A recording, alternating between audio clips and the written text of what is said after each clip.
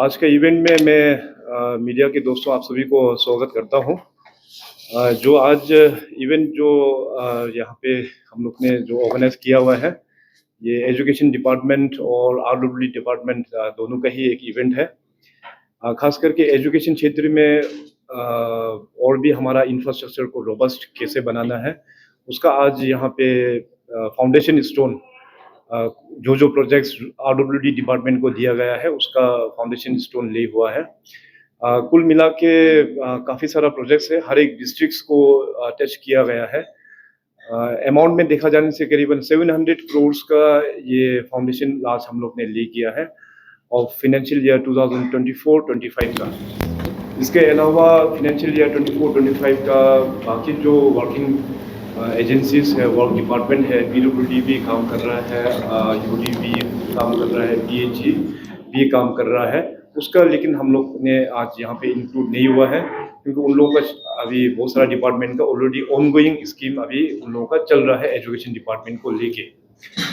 सो अभी आने वाला जो साल होगा एजुकेशन डिपार्टमेंट को और भी हम लोग का रोबस्ट करने के लिए, इसमें हम लोग ने रिसेंट जो कैबिनेट डिसीजन लिया है, हर एक जो डिपार्टमेंट्स है जिसका पास इंजीनियरिंग डिपार्टमेंट नहीं है उन सभी को हम लोग ने न्यू बिजनेस एलोकेशंस का मुताबिक वर्क डिपार्टमेंट हम लोग ने असाइन कर दिया है। सो फाइनेंशियल ईयर 25-26 ऑनवर्ड्स जितने भी जो हमारा डिपार्टमेंट है सभी का साथ में एक वर्क डिपार्टमेंट हम लोग ने असाइन कर दिया है। तो उस डिपार्टमेंट का जितने भी इंफ्रास्ट्रक्चर रिलेटेड काम होगा वही डिपार्टमेंट उसको एग्जीक्यूट करेंगे। मिशन शिक्षित अरुणाचल बाय 2029 ये अपना राज्य का सबसे बड़ा एजुकेशन फील्ड में रिफॉर्म हम लोग लेके जाने वाला है। इसको आगे बढ़ाने के लिए पिछले साल से ही काफ़ी सारा मंथन हुआ है। ऑनरेबल मिनिस्टर और एडवाइज़र दोनों के लीडरशिप में काफ़ी सारा डिस्कशन स्टेट लेवल में भी हुआ है। फर्दर फिर डिस्ट्रिक्ट लेवल में भी जितने भी जो डिस्ट्रिक्ट्स है वहाँ में भी डिपार्टमेंट और मिनिस्टर और एडवाइज़र टूर करके वहाँ से भी सभी लोगों का फीडबैक लेते हुए अभी एजुकेशन का एक अच्छा रोड मैप तैयार हुआ है। सरकार के ओर से बाय 2029 उसको इन टोटो हम लोग इम्प्लीमेंट करेंगे in line with national education policy 2020। हमारा ये आशा है कि एक बार ये पॉलिसी को इम्प्लीमेंट होने के बाद अपना अरुणाचल का एजुकेशन का सिनेरियो काफ़ी ड्रास्टिक चेंज, पॉजिटिव चेंज हम लोगों को देखने को मिलेगा। इसमें हमारा जो युवा है, जो बच्चे लोग हैं, उनका क्वालिटी एजुकेशन तो उनको मिलेगा ही मिलेगा, साथ में जो अदर को करिकुलर एक्टिविटीज़ में भी उन लोगों का ग्रोथ काफ़ी अच्छा होगा। तो ये मैं आज इस प्रेस कॉन्फ्रेंस के माध्यम से अरुणाचल प्रदेश में जितने भी हमारा वेरियस ऑर्गेनाइजेशंस है, हमारा CBOs है, उन सभी का भी फीडबैक्स इस एजुकेशन पॉलिसी में दिया हुआ है। तो हम एक्सपेक्ट करेंगे कि आने वाला दिनों में भी जिस प्रकार से आप लोग ने जो कॉर्पोरेशन दिया है एजुकेशन सेक्टर में रिफॉर्म करने के लिए, आप लोग ने बहुत ही पॉजिटिवली आप लोग ने खुले दिल से आके पार्टिसिपेट किया है। उन सारा पॉइंट्स को लेते हुए आज अरुणाचल प्रदेश एजुकेशन में बड़ा रिफॉर्म के लिए अभी आगे बढ़ चुका है। And I am very hopeful आने वाला दिनों में भी वो कॉर्पोरेशन जो है सारा आप लोग जितने भी हमारा यूथ विंग है, स्टूडेंट्स विंग है, कम्युनिटी बेस्ड ऑर्गेनाइजेशंस, सभी लोग आप लोग कोऑपरेट करेंगे ताकि हम लोग टीम अरुणाचल का हिसाब से अरुणाचल में हम लोग एजुकेशन का बड़ा चेंजेस, पॉजिटिव चेंज हम लोग लेके आ पाएंगे। धन्यवाद। तो सर, आज के दिन में जैसे आपने कहा ये रिमार्केबल एक इवेंट है जहाँ पे वन गो में 39 प्रोजेक्ट को फाउंडेशन स्टोन ले दिया किया। लेकिन सर लास्ट 2019-20 को भी ट्रांसफर पोस्टिंग पॉलिसी को किया गया था, उसको इम्प्लीमेंट नहीं हुआ है। तो अभी जैसे ड्यूरिंग आपका स्पीच में भी आपने मेंशन किया है कि इसको आप लोग देखेंगे प्रॉपर वे से, इस बार का जो रिवाइज ट्रांसफर पॉलिसी है उसको आप लोग करेंगे। किस तरह से आप लोग कुछ प्लान किया गया? क्योंकि हर बार ऐसा बोला जाता है लेकिन सर ग्राउंड में जब हम देखते हैं, अभी कैपिटल में भी आई गेस सोना सर एंड मुचू सर भी एग्री करेंगे, कैपिटल कॉम्प्लेक्स में जहाँ पे सर जरूरत सिर्फ 9-7-8 टीचर्स का है, वहाँ पे 20-30 टीचर्स डिप्लॉयड है। तो अभी कब शुरू करने वाले? ये 1 जून से शुरू करेंगे या सर उसके लिए भी थोड़ा समय लगेगा? आप बोले ना जो ट्रांसपोर्ट पोस्टिंग का जो पॉलिसी के बारे में, ये जो हमारा एजुकेशन डिपार्टमेंट और हमारा जो एजुकेशन सिस्टम का सबसे क्रिटिकल और सबसे दिक्कत वाला एक इशू है।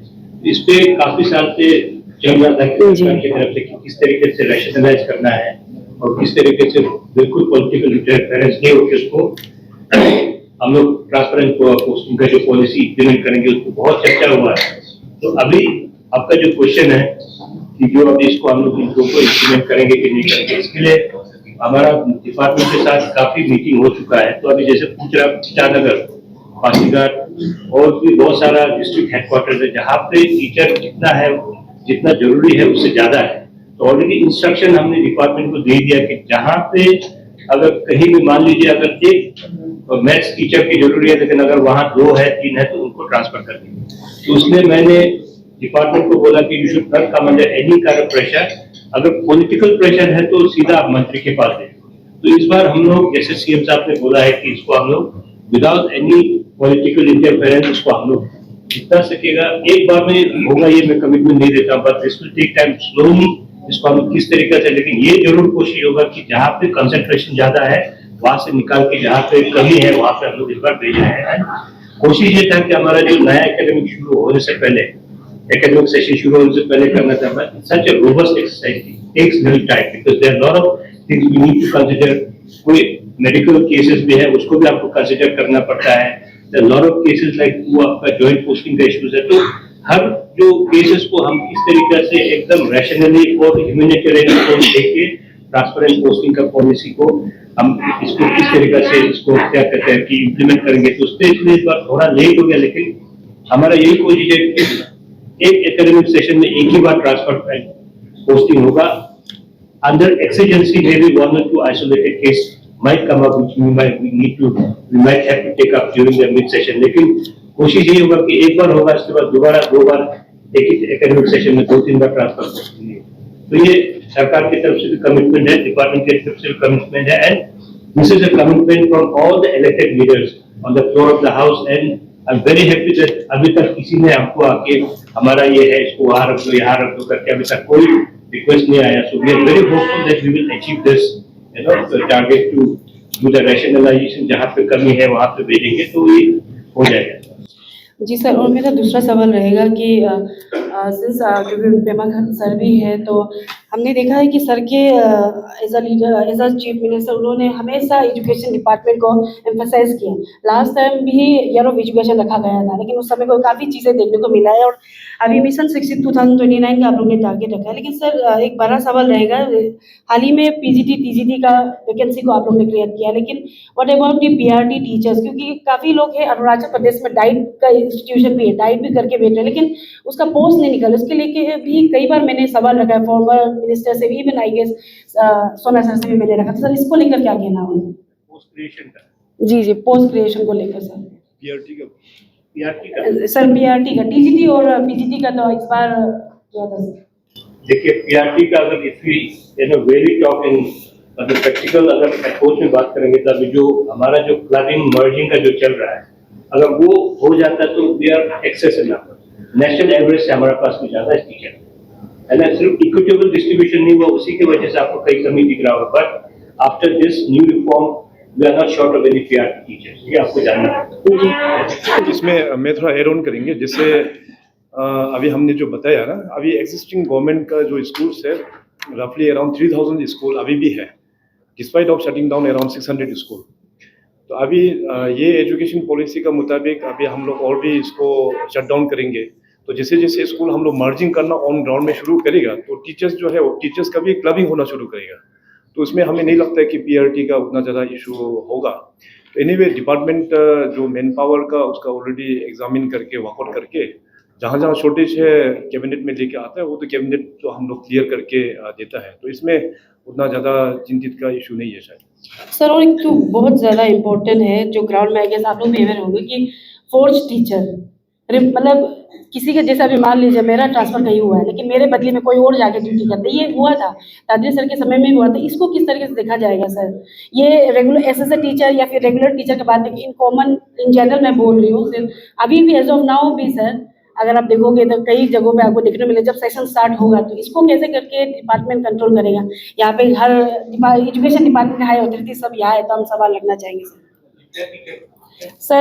जैसे मैं समझ गया। मैं इसमें बेसिकली ये कंप्लेन पहले भी आया था जी तो इसमें एक्चुअली देखिए अरुणाचल का जो जोग्राफिकली जो हम लोगों का वास्टनेस है, यहाँ से सेंट्रली यहाँ में जो सेक्रेटरी या डायरेक्टर लोग कंट्रोल कर नहीं पाएगा। उसका रिस्पॉन्सिबिलिटी डायरेक्टली जो डीडीसी होता है और इन कंसर्न स्कूल का जो हेडमास्टर या प्रिंसिपल और प्लस स्कूल मैनेजमेंट जो कमिटी होता है विलेज लेवल स्कूल का, हर एक स्कूल का अपना एक कमिटी भी होता है, ये उन लोगों का रिस्पॉन्सिबिलिटी बनता है।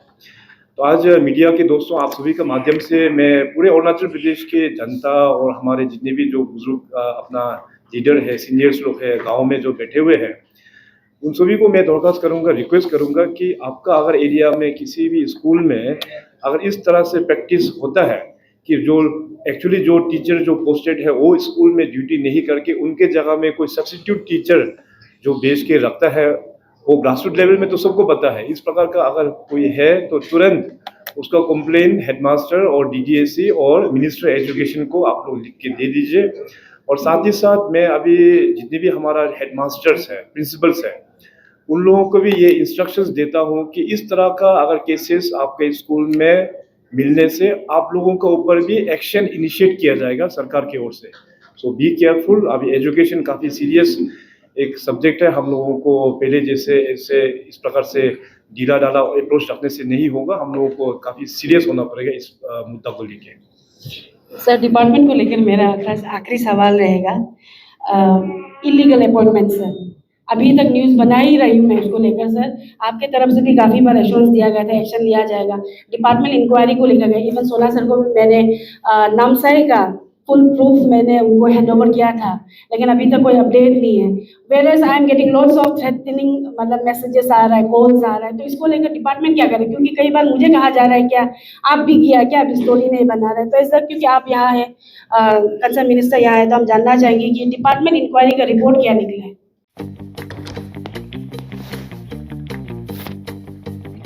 Eats, the fastest online food delivery service of Arunachal. Download the app now.